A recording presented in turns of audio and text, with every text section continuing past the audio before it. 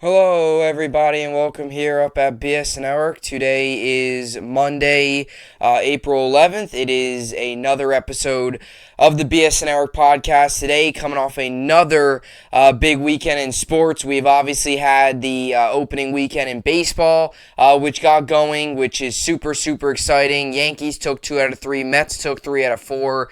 Yankees obviously at home against the Red Sox, and the Mets were away in D.C. against the Nationals. So a pretty successful weekend for the two New York baseball teams. It was a very fun weekend for the rest of baseball. Obviously saw a ton of baseball, watched a lot of it, saw a ton of games, ton of highlights, and it's great to have baseball back. It's great to see all these games. It's great to see all these teams, all these players.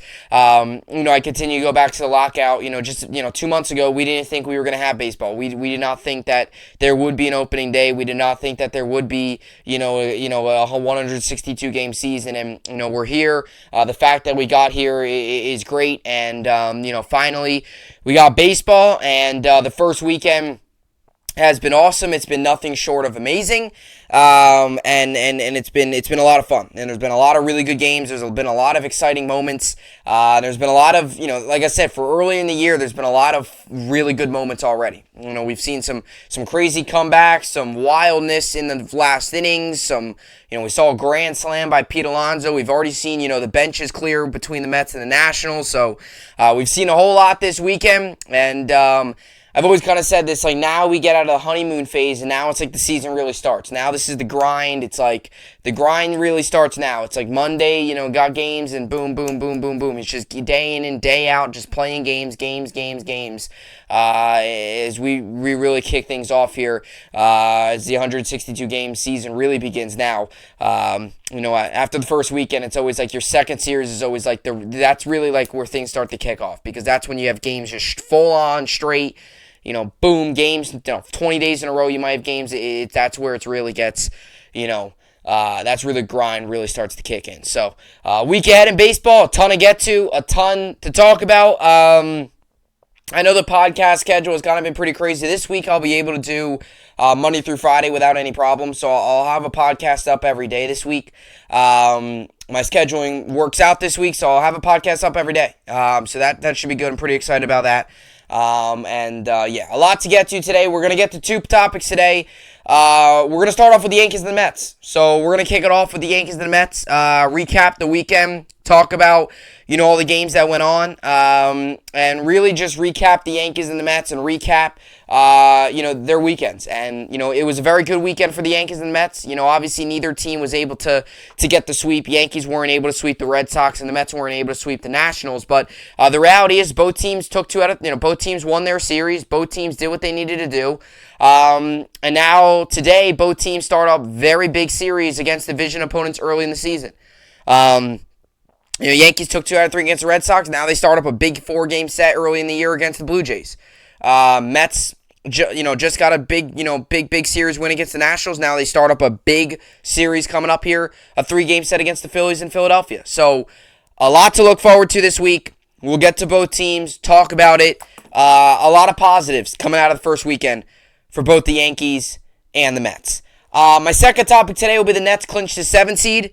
So yes, you've heard that right. All the drama, all the possibilities, all the craziness. The Nets have clinched the 7th seed, and the Nets will be in action tomorrow night at Barclays, 7th seed versus the 8th seed, for the right to go to the playoffs and for the right to go to the postseason and face the Celtics in the first round. So the Nets play the Cavs tomorrow night. If the Nets win tomorrow night, they face the Celtics. If they lose, then they got to play another game, and if they win that, they face the Heat. If they lose that, their season's over. So if they just get the job done tomorrow, it will make things easier. They will then face the Celtics the first round. But the Nets have clinched the 7th seed. They're in the postseason. They're in the play-in. And tomorrow night is their play-in game against the Cavs, 7 versus 8. So we'll get to that, talk about the Nets and what to expect from the Nets in the postseason. And then we'll get to the New York Sports Update, finish things off today. A lot going on in the NBA. I know the Lakers fired their head coach. I'll try to get to that tomorrow, but I really wanted to get to the Nets today, and I'm gonna probably talk more about the Nets too tomorrow. So we're gonna have a lot of Brooklyn Nets talk as well. And I know the Rangers clinched too their postseason. They're a little further out, but definitely wanted to talk about them too. The reason I was talking about the Nets today is because they play tomorrow, so their postseason's starting up here right around the corner. So let's get to the New York Sports Update as well. We'll finish that off. Yankees tonight against the Blue Jays. First game of a 4-game set.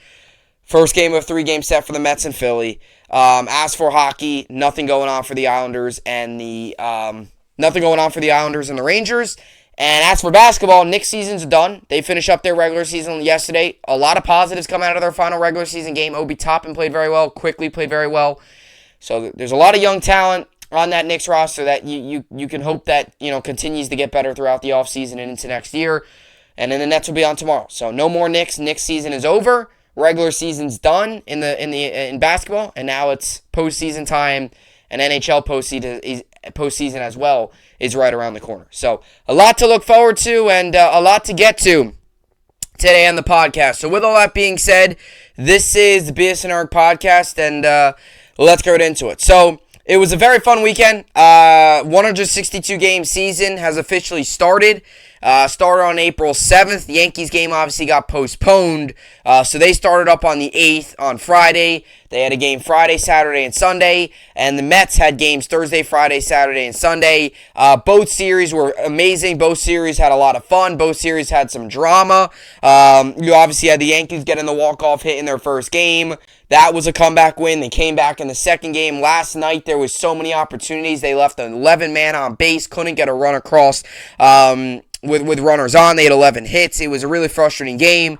But there was a lot of excitement. A lot of excitement this weekend for the Yankees and the Mets, and a lot of things to like if you're the Yankees and the Mets fans. And obviously, look, I mean, neither of them swept their series, so obviously it wasn't pitch perfect. It wasn't the perfect weekend. But the Yankees and Mets won a combined 5-1. And that is a positive if you are 6-1. That's a positive if you are they won a combined 5-2 rather. That's a positive if you ask me. And that's something that start off the year on a high note. And for a Yankees team that I've been very critical of, and I'm not saying that they're going to win the World Series, but they played very well this weekend, and they showed a lot of positives, and they looked very good, and they did things.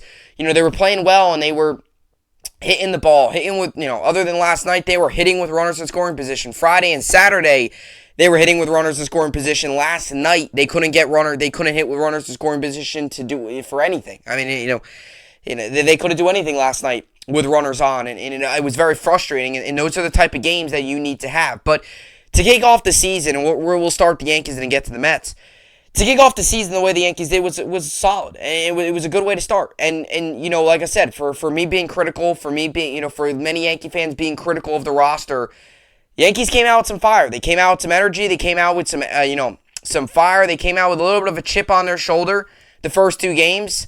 Came back against the Red Sox, and they take 2 out of 3. And they start the season off on a high note. And one thing that I saw from this Yankee team this weekend that we did not see last year, and that we saw a whole lot of the opposite last year, was you could tell there was a lot more energy, and obviously some of it is definitely opening day, it's opening week. Everyone's always so fired up opening week. Even if your team stinks, you're always pumped up on opening day. You're always pumped up opening week. It's the start of a new season. If your team wins the first game, I was talking to somebody on Thursday,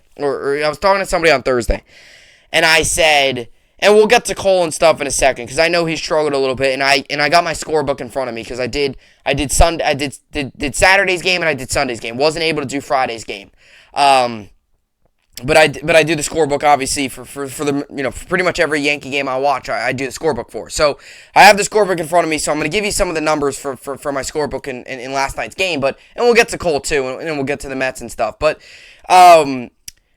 I was talking to somebody on Thursday, and like I said, maybe there obviously is always a lot of energy. There is always a lot of positives. There's always, everybody to start off the year is always super fired up. Whether your roster looks amazing or whether your team's expected to do absolutely nothing, everyone's always excited.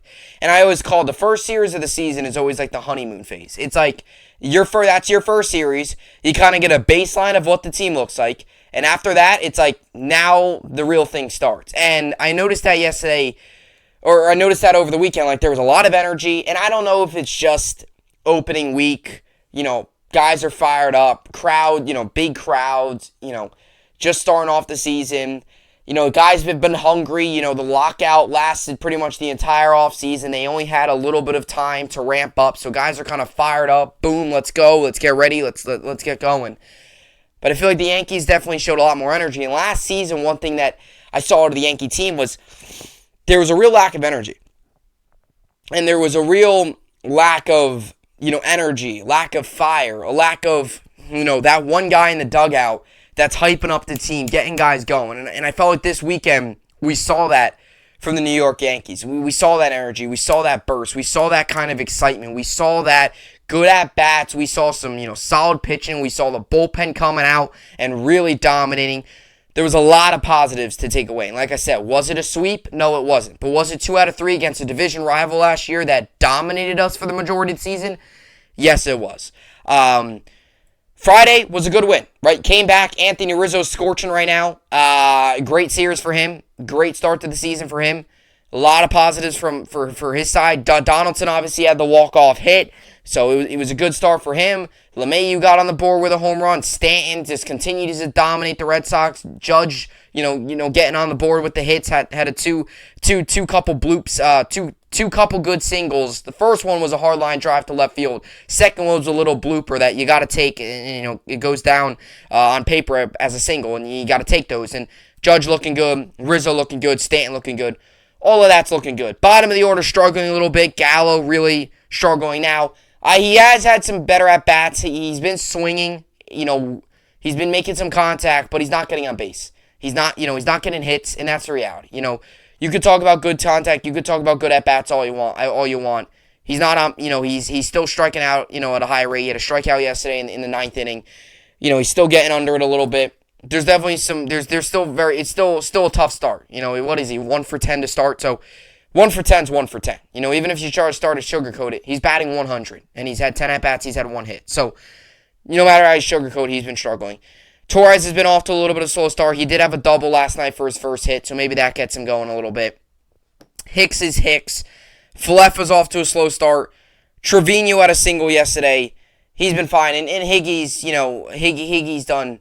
I don't know if Higgy's gotten a hit yet, to be honest with you. I actually don't even know. I've had that page. I would have that page behind here. But the only issue with the Yankees this weekend was really, their starting pitching was iffy. And I know Cole struggled a little bit on Friday, but, you're going to have to expect short outings. I know some people are like, oh, these outings are so short. Well, you're just starting a season.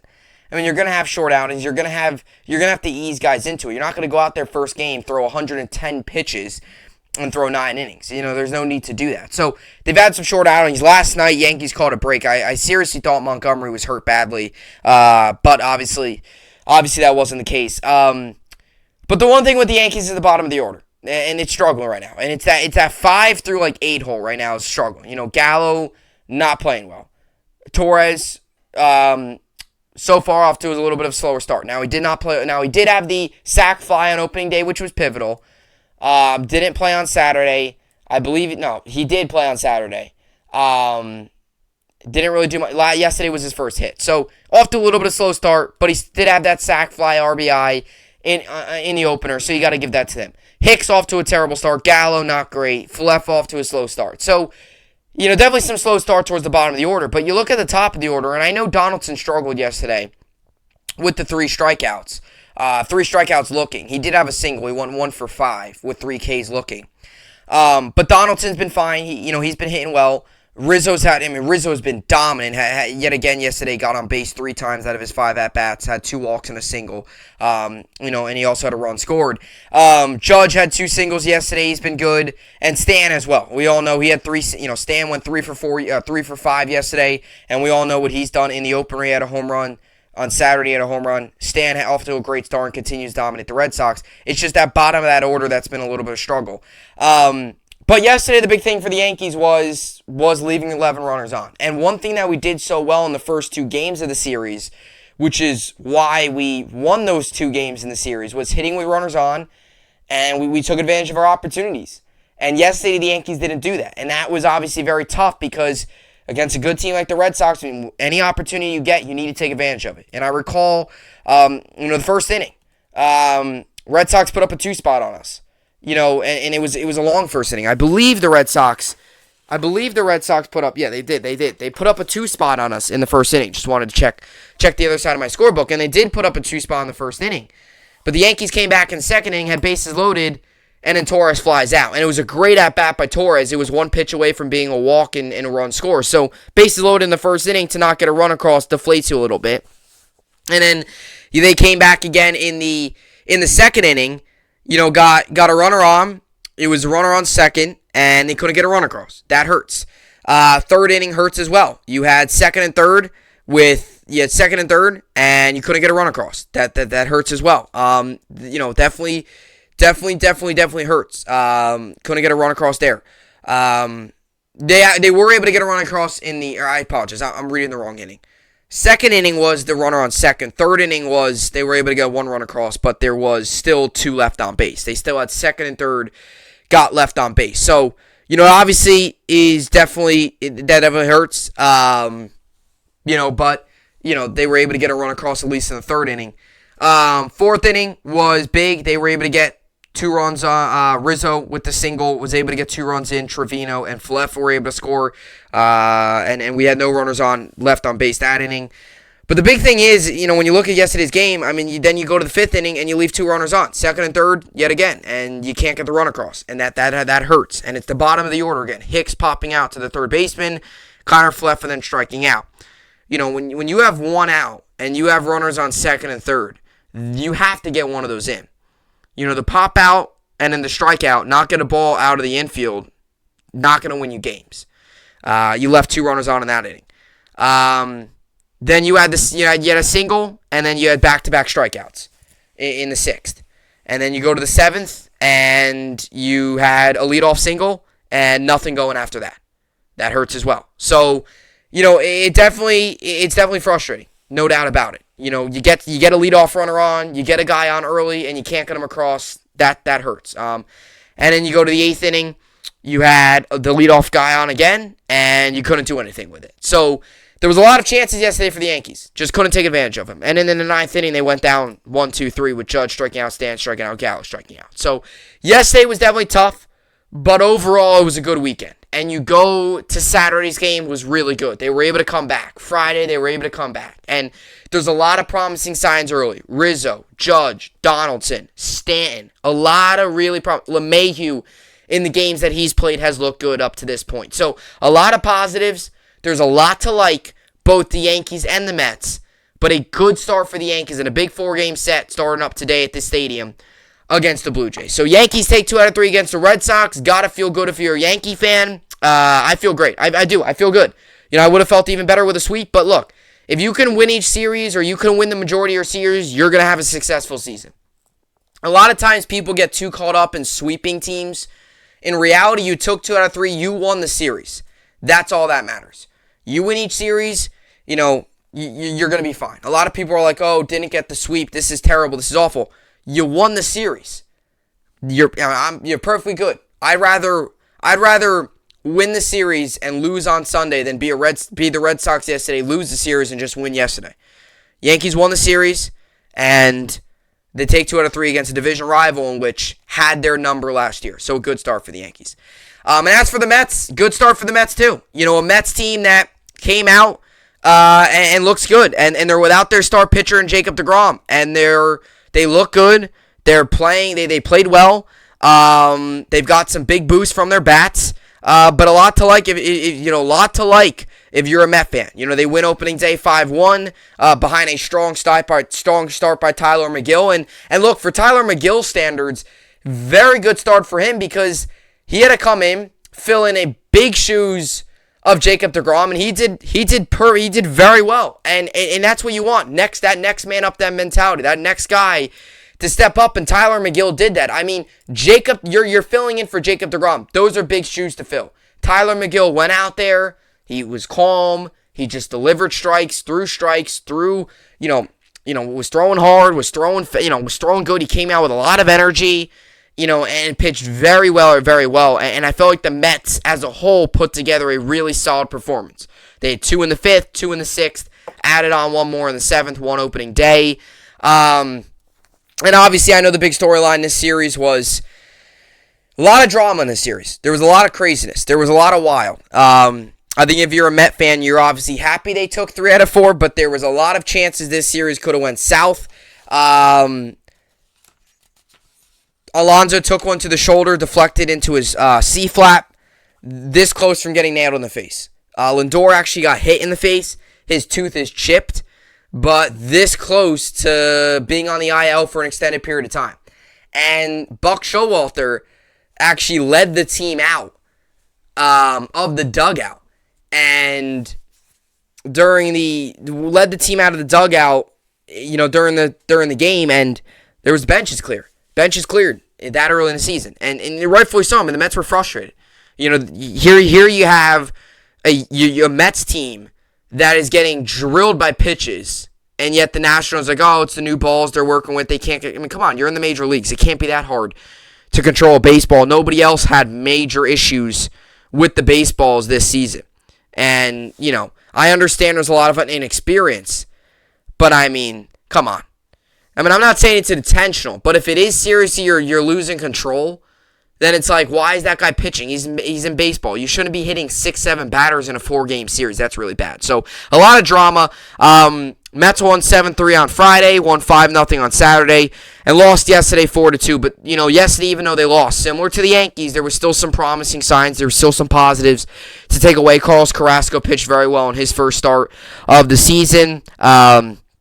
Through 5 2/3, allowed 2 hits, 1 runner, no walks, 5 strikeouts. His only blemish was a solo home run. That was really his only blemish, his only thing, and that 1 home run was from Nelson Cruz. So that was the only blemish. Bullpen definitely blew it. Trevor Williams really blew it late. Allowing 2 runs in the inning that he pitched. Really kind of put the game out there, but. They gave some outs away. Their fielding wasn't great. They made an error. Alonso made a pivotal, mistake in that game. But like I said, they still take 3 out of 4, and it's a Nationals team that they should beat. So, one side of the token, you have the Yankees that played really well against a team that had their number last year, and on the other side, it's a Met team that played very well against a team that they should be playing well against. So, an all-around solid series for the Mets, and similar to the Yankees. Yankees and Mets, very similar starts to the season. It's kind of weird. It's almost like they're meant to be back-to-back in the power rankings. They both take 3, they both win their series, and now they both have big series coming up. Tonight, Mets have a big series coming up, starting with the Phillies, and the Yankees have a big series coming up, starting with the Blue Jays. Mets are on the road in Philadelphia, so...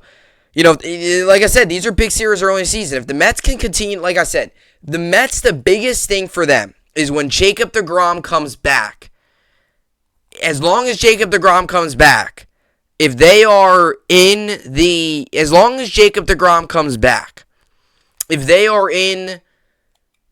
got their heads above water and they're still playing well and they're just doing just enough, that will be fine. That's the biggest concern if you're the Mets. Is if Jacob deGrom's coming back and this team stinks, well, that's a problem. But if Jacob deGrom comes back and this team's playing well, that's big. So a series like this against the Phillies. Now, look, the Nationals aren't a good team, but they took care of business against the Nationals. I always say that. Whenever people are like, oh, you beat a bad team, well, yeah, but you crushed a bad team. You were supposed to beat that bad team. Give them some credit. They beat them. They did their job. The expectation was for them to beat the Nationals. They did it, and they did it without their star pitcher. Jacob deGrom, who I think is the best pitcher in baseball when he's healthy. But now you have a big series coming up against the Phillies, and you have some excellent pitching matchups. Tonight you got Taijuan Walker, who had a good year last year against Ranger Suarez, who had a very good year last year for the Phillies. Tyler McGill versus Zach Wheeler tomorrow. McGill coming off a really good opening day start. Zach Wheeler making his first start of the season against his former team, the Phillies ace. And then on Wednesday, you have an excellent start between Max Scherzer and Aaron Nola. And Aaron Nola has had the Mets number in his career. He's got like a 3.14 ERA or 3-point-something ERA against the Mets in his career, and I believe last year he had like a 2.21. So in his career, Aaron Nola has pitched very well against the Mets. I know it's a different roster than years past, but it's going to be fun watching two guys that mean a lot, two big-time pitchers pitching against each other on Wednesday. So Mets have definitely got their hands full, so do the Phillies. That's going to be a fun series early on because you have really good pitching matchups each day. You have, for both sides, you're going to have tough pitching matchups. It's whatever side, comes out on top. So that's going to be a fun series early on. So Mets start off 3-1. Yankees start off 2-1. Both teams win their series. And both teams begin series today. Some big ones early on. Yankees, like I said, 4 games starting today at the stadium. And the Mets begin 3-game set today. They'll have a day off on Thursday. Their home opener is going to be Friday at home against the Diamondbacks. So that's kind of the deal there with the Mets. And by the way, the Mets' first 50 games, I think 10 of them are against the Phillies. So a lot of games early on in the season against the Phillies for the New York Mets. So definitely something to keep your eye out for. But early on, Mark Hanna is off to a good start. He's got a 700 batting average. Lindor, has a home run. Starling Marte has had 4 RBIs. So, just some early stats coming out of the first game. It's very odd looking at stats. I got to admit, I love looking, and I know this is weird, but I love looking at stats when the season just starts because it's funny seeing all the craziness. It's like Mark Canha right now has a 700 batting average. That's not something that you see very often. And Mark Canha has a 769 on base percentage. A 769 on base percentage. And he has 7 hits. He leads the team. So it's fun looking at stats right now because you see guys that, like right now, Travis Janikowski, 500 batting average. It's funny. And you go to the Yankees, too. If you go to the Yankees, same thing. If you go to any team in baseball, same thing. Right now, batting average leader, Stan with 385 batting average. Rizzo has a 500 on base percentage. It's really funny. It's very funny when you look at these.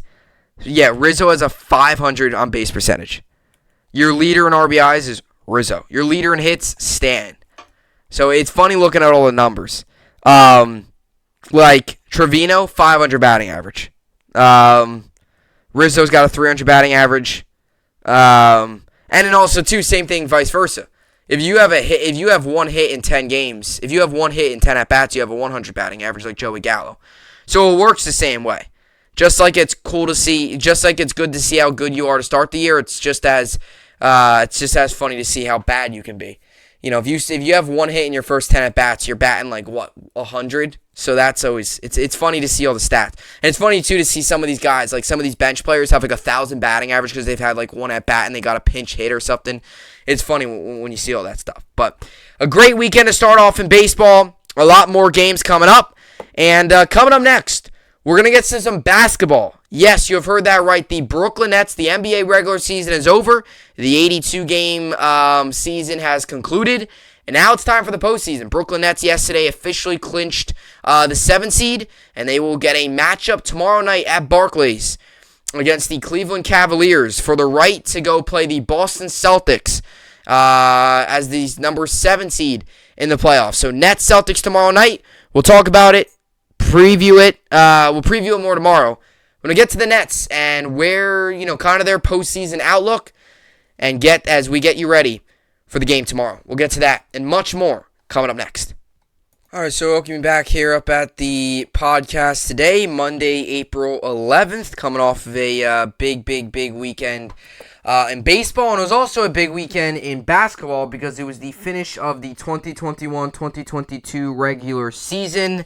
The Knicks are done. They finished up yesterday with a nice win to close out the year against the Raptors. Got to give it to them. Toppin played very well, 42 points, I believe. Quickly played very well.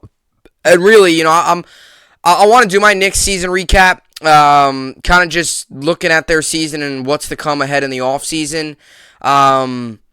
But that, I'll try to build time in to do that. I can really, do that anytime. But the Nets are still going. So, basketball finished up yesterday in the regular season. Now starts the postseason, and now starts the real fun time. This is the fun time of year, the postseason now, with all the great games and all the exciting matchups to come up. But the Nets won yesterday, 134-136. They also won Friday, 118-107. So they had some really, really big wins to close out the year. They finished the season on a 4-game win streak. Those 4 wins were against the Rockets, Knicks, which included the massive 28-point comeback, the Cavs, and then yesterday they finished up against the Clippers and won pretty comfortably by a score of 134-126. So the Nets finished out the year on a 4-game win streak, and they won 6 of their final 10. So they went 6-4 in their final 10 games and finished out on a 4-game win streak. So the Nets did what they needed to do, and they did what they needed to do. They beat the Cavs, and they beat the Pacers. And yesterday was a big win because the Cavs won, Hawks won, all those different teams won. So if the Nets would have lost yesterday, they would have been a 9 seed and would have had to play at least 2 games. Would have had to play 2 games in order to get into the postseason, with the first game being an elimination game. So how the play-in works. Right now, the Nets play the Cavaliers tomorrow night. So the Nets have officially clinched and secured the 7 seed. They will be at home tomorrow night at Barclays Center against the Cleveland Cavaliers for the first playing game. So the Nets, that game's tomorrow night, 7 p.m. Eastern on TNT, and the Nets open up. The early odds open up. Nets are 8.5-point favorites against the Cavaliers. So Kyrie Irving, Kevin Durant and company, the big 2 the Nets are working with the other third guy still, out with whatever he's got, back issues, whatever it is with Ben Simmons. Who knows when he's going to come back? I'm just like all the other NBA fans. I have no clue. But the Nets open up tomorrow as 8.5-point favorites. And according to ESPN's Basketball Power Index, Nets have a 71.4% chance to win. That could escalate. That could go down. That could rise. Tomorrow's game is going to be fun. I'm very excited for tomorrow's game because really, and I'll talk more about this tomorrow too, I kind of just wanted to take a little bit of a deep dive into this, but I mean, the reality of it is a lot of it's going to come down to what happens with Jared Allen. If Jared Allen's healthy, that's a big factor for the Cavs. If Jared Allen's not healthy and can't play tomorrow, that's a huge advantage for the Brooklyn Nets. And even if Jared Allen can play, but he's not 100% because of his fractured finger that he's been sidelined for a long time with, he's a big asset in this game. So, in terms of who's going to win, I do feel confident with the Nets, and I'll talk more about that tomorrow. But look, the Nets put themselves in a situation, right? This was something the Nets, a lot, craziness really went on this season with the Nets. A lot happened.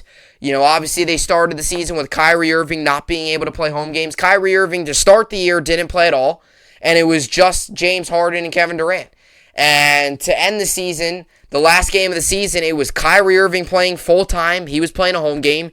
And it was Kevin Durant and Kyrie Irving, and James Harden isn't even in Brooklyn anymore. So it was a wild season. I don't think I ever would have expected the Nets to be in a play-in game. I don't think I would have ever expected it to take 82 games, and it would be the 82nd game to figure out where the Nets would stand in the play-in. Maybe I, at the beginning of the season, thought it would take 82 games to figure out if the Nets were going to be a 1 seed or not. But I did not expect this. And it's been a wild season. It's been a rocky season. It's been an odd season. It's been a very weird season for a team that went into it with so much high expectations. But the reality is the Nets stand at 44-38. The regular season's over. So the wild, crazy run, and this goes for the Phoenix Suns too. I'm just using them as an example. This goes for the Phoenix Suns. This goes for any team. This goes for the Miami Heat. The regular season's over. Now it's postseason time. So for a Suns team that went 64-18, and for a Miami Heat team that went 53-29, just like them, same for us, the regular season's over. So no matter how good or bad you did in the regular season, Nets got to this point, they're in a play-in, and they got to win in order to get in as the number 7 seed. So the way it works is if the Nets beat the Cavs tomorrow night, they will move on to play the Boston Celtics in the first round of the postseason. If they would to win that series, they would go on and play the winner of the Bucks, Heat, so on and so forth. I'm not going to get into all that. But that's it. So it would be actually a repeat of last year's season, except the Nets and the Celtics swapping spots. Last year, the Nets were the 2 seed, Celtics were the 7 seed. So it would be the same matchup as last year. So Nets would play the Celtics. Now, if the Nets lose tomorrow, which I'm confident they're going to win. I am. I feel good about it. They beat the Cavs. They're 3-1. They beat the Cavs on Friday. They're 3-1 this season against them. There's definitely some things that the Cavs have the upper hand in. They're a fast, young, fun team to watch, but they're definitely a very good team, and they're a team that has a lot of potential. And I would have to say, if I had to make a prediction, I still think the Cavs get in, even if they lose to us tomorrow, because I would assume the Cavs probably beat the Hornets or the Hawks. So I still would assume the Cavs get into the postseason. But if the Nets win tomorrow, they're in, boom, postseason against the Celtics. If the Nets lose tomorrow, they got to play the winner of the 9-10 seed game, which is the Hawks and the Hornets. And then the winner of that game plays the 1 seed, Miami Heat.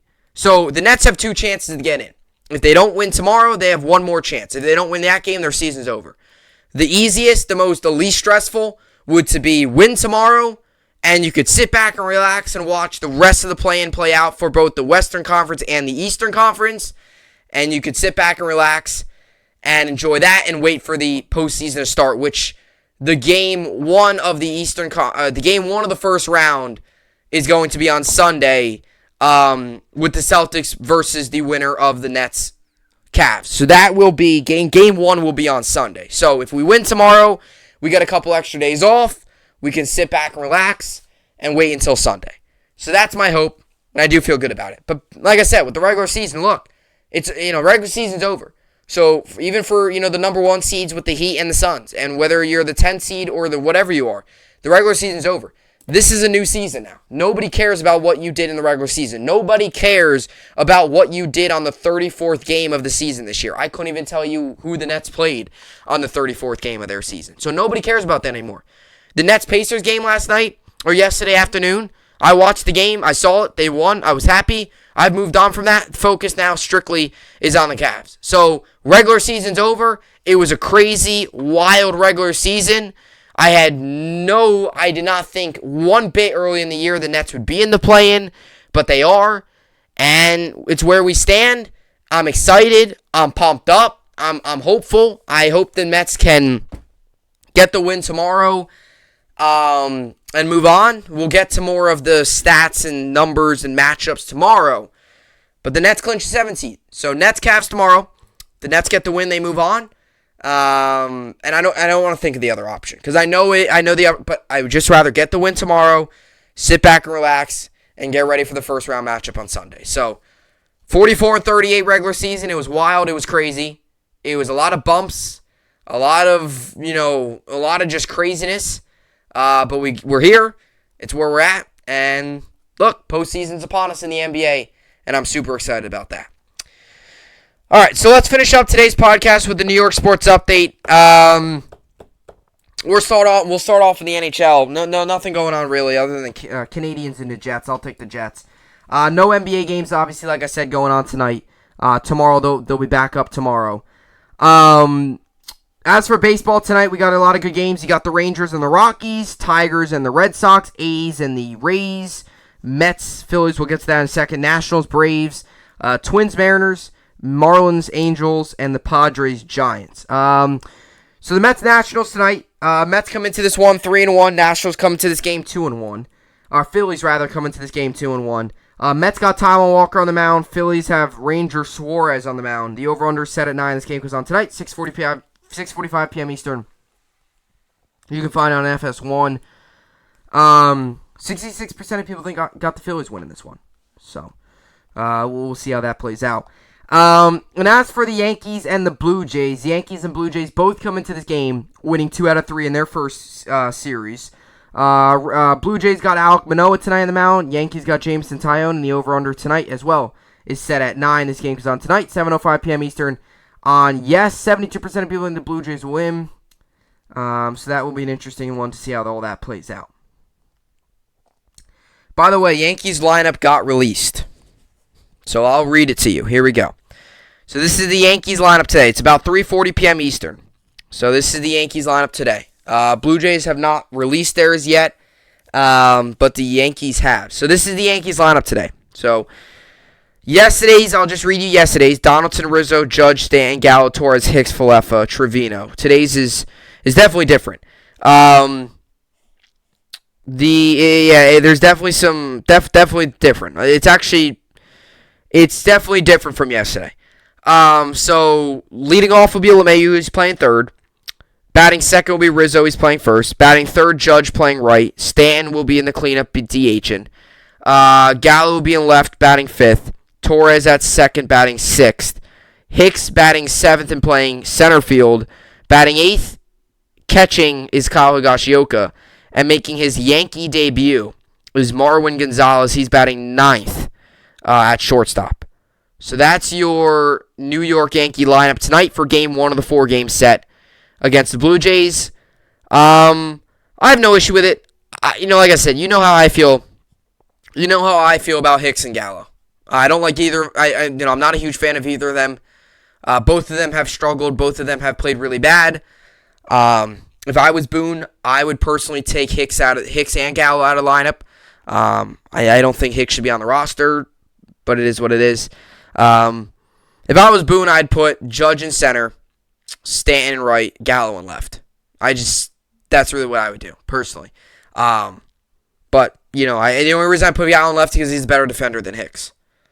So I wouldn't put, Stanton in left. And Stanton's more comfortable in right, and Judge is more comfortable in center. So there's no, you don't want to put Judge in an odd spot. That's what I would do.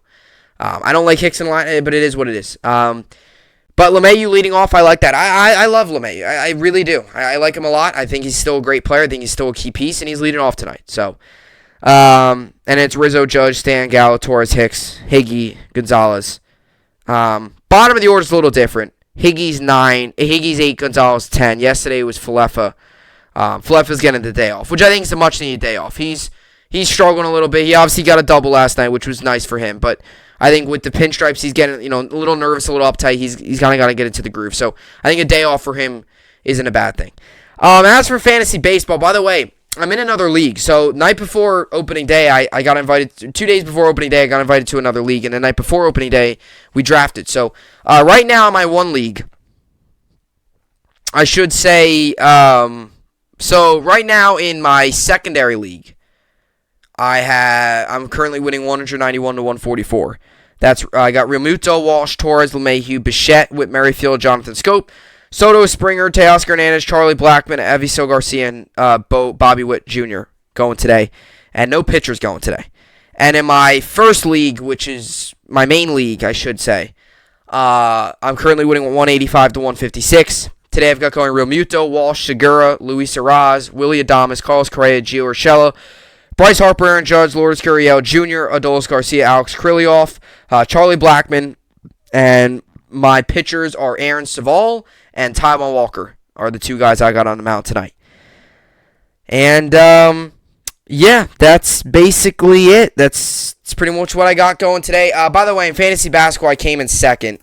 I lost the championship game, 2,660 to 2,561, so lost by 99. Just injuries hurt me. I did everything I could to bring in new players and do all that, but so I come in second. So in fantasy basketball, my first year doing it, I came in first. Second year, I believe I came in second. Last year, I came in third, I think. This year, I came in second. So I've always been up there, but I went 18-2 in the regular season. So I dominated the regular season. Postseason was tough because of all the injuries. So anyway, that will do it. Now my focus completely shifts to fantasy baseball and all that good stuff. So that will do it for the podcast today. Another good podcast in the books. Yankees, Blue Jays tonight, along with the Mets, Phillies. So 2 big matchups for the 2 New York baseball teams, and we'll see if they can continue their hot weekends into this week, and we'll see how it all plays out. So that will do it for the podcast today. As always, I will see you all back here tomorrow. Hope you enjoyed it, and thanks for watching.